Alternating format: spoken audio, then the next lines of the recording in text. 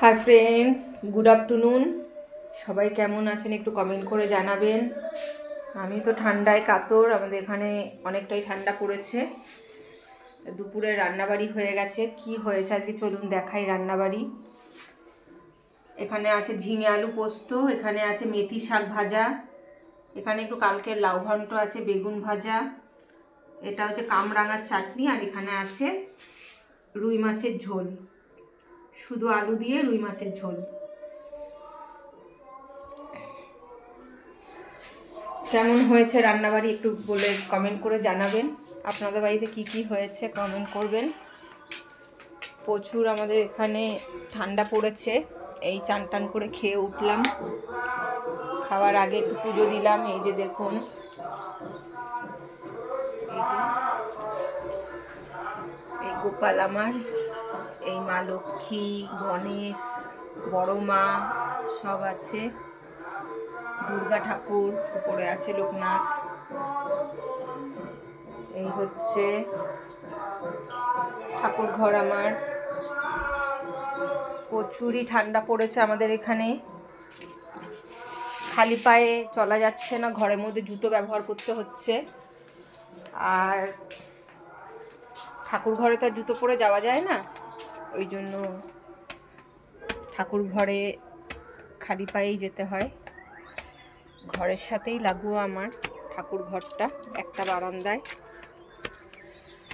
এই ওপর ঘরে আমার যা একটু রোদ আছে।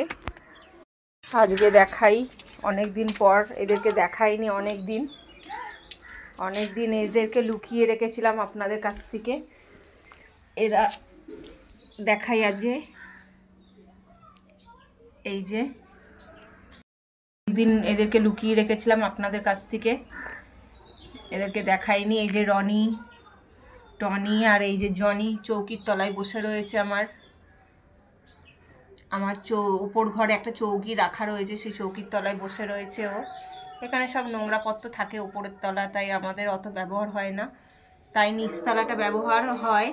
ওই জন্য এদেরকে ওপর তলায় নিয়ে এসে রেখেছি নিচের থেকে।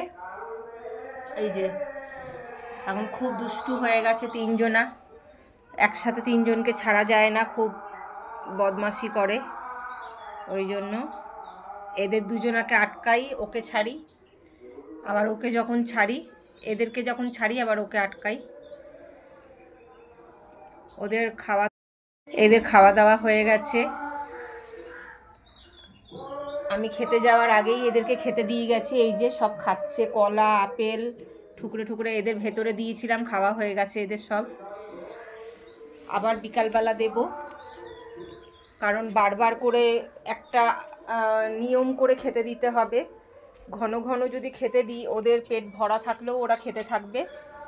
ওই জন্য নিয়ম করে করে খেতে দিতে, যেমন সকালবেলা এসে দিয়েছি, রাতে দিয়েছে ওরা, আমি আবার সকালবেলা এসে দিয়েছি, আবার মাঝখানে দিয়েছি একবার, 11টার দিকে একবার দিয়েছি, আবার এই যে এখন দিলাম, আবার বিকালে দেব একবার, আবার রাতে দেব একবার।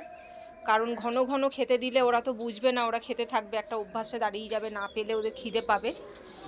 ওই জন্য একটা টাইম করে খেতে দেব ওদেরকে, যাতে ওদের একটা খাওয়ার টাইমের একটা হয়ে যায়, অভ্যাস হয়ে যায়। এই আমি নামছি এখন, কারণ ওপরে রোদ আছে, কিন্তু আমি একটু রেস্ট নেব এখন, ঘুমাবো একটুখানি, ওই জন্য